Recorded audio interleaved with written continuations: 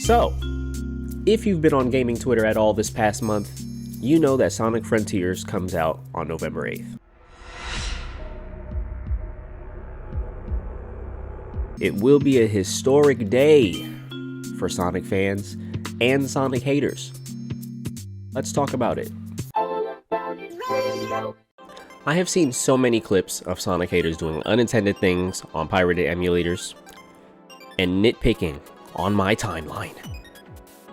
But I've also seen way too many people hype up this game prior to the release as if it's going to be something we haven't seen before. I have been burned by Sega too many times to just jump in blindly with too high of expectations, okay? But I'm still a sucker for Sonic. Is that weird? It's a terrible contradiction. But these are the cards I've been dealt ever since Sonic and the Secret Rings, which is the first Sonic game that would disappoint me. My main focus with Frontiers is that no matter how this game plays out, there will be discourse on my Twitter timeline for the coming months, and there's literally nothing that can be done to stop it. Either the game does well, and the Sonic haters mauled and continuously point out that one good game out of back-to-back releases of meh games is like nothing to celebrate. Or the game is so bad that Sonic haters will be the most obnoxious people on Twitter for the next coming months.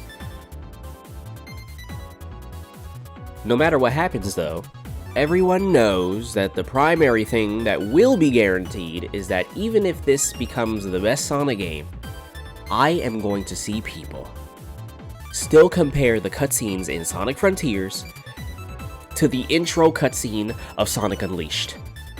It's like a plague, okay? Any game-related cutscenes to the intro of Sonic Unleashed. Like it's God's gift to man or something, bro. And they'll post it and they'll say something along the lines of, "This was peak Sonic. Nothing will ever top this." I cannot stress how many times I see that video on my timeline. It is crazy. Like, my brother in Christ, the Sonic Unleashed intro cutscene is the best part of the game. It's literally all downhill from there. That's not to say that Sonic Unleashed wasn't a good game. I thought it was pretty decent. Unless you're playing on the Wii version.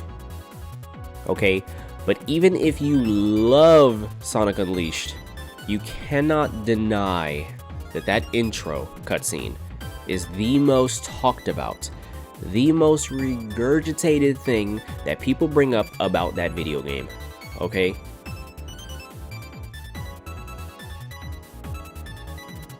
As far as my opinion goes, I'll be honest, I don't really care that much about Sonic Frontiers. All I care about are Sonic fan tears. Or Sonic hater tears. Both. Both is good.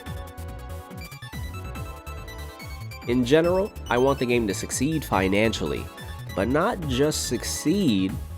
I want it to be one of the best-selling Sonic games. That said, I also want literally every single element to be terrible.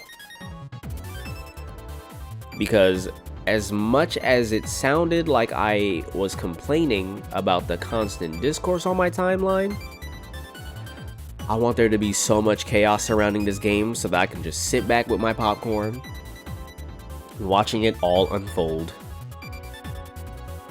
Because it seems like in regards to this game, you either have to be diehard fans, or you're a hater because you're nitpicky or cautious.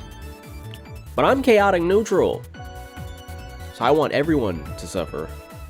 Sonic Frontiers comes out November 8th, guys, so make sure that you pick up your very own copy of the game and just enjoy the experience, bro.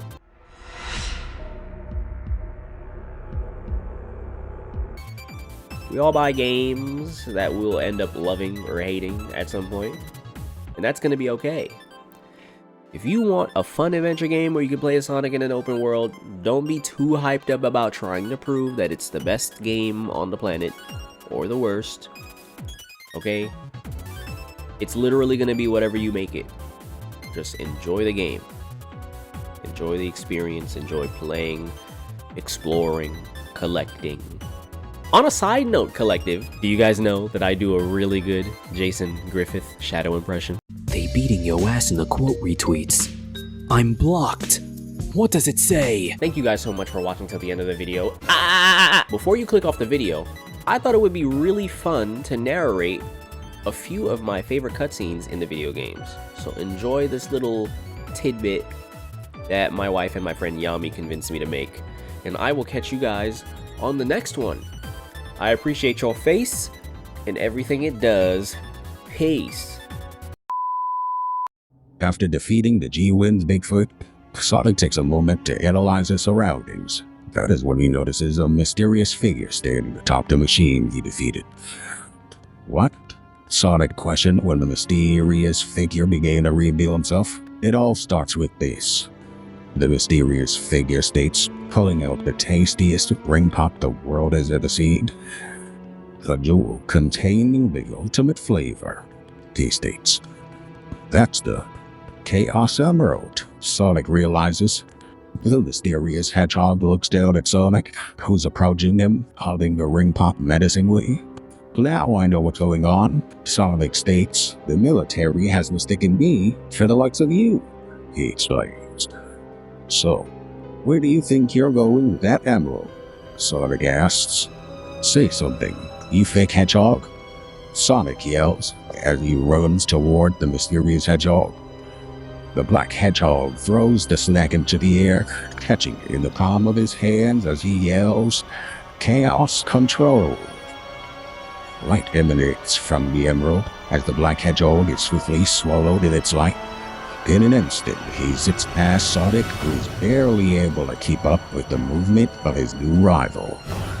Wow, he's fast. Hey, it's not as we must be using Chaos Emerald to war, Sonic says, somehow cutting himself off. Seriously, who makes the audio in the GameCube version? My name is Shadow. I'm the world's ultimate life form, Shadow states. There's no time for games. Farewell, he says before using the emerald to warp away yet again. Sonic begins to question who Shadow is before he is suddenly surrounded by the Ops once again. And when I say surrounded, I mean it literally. Looks like a battle royale game when they release a new location in an update. And that is how Sonic met Shadow. The end. Ah, they grow up so fast.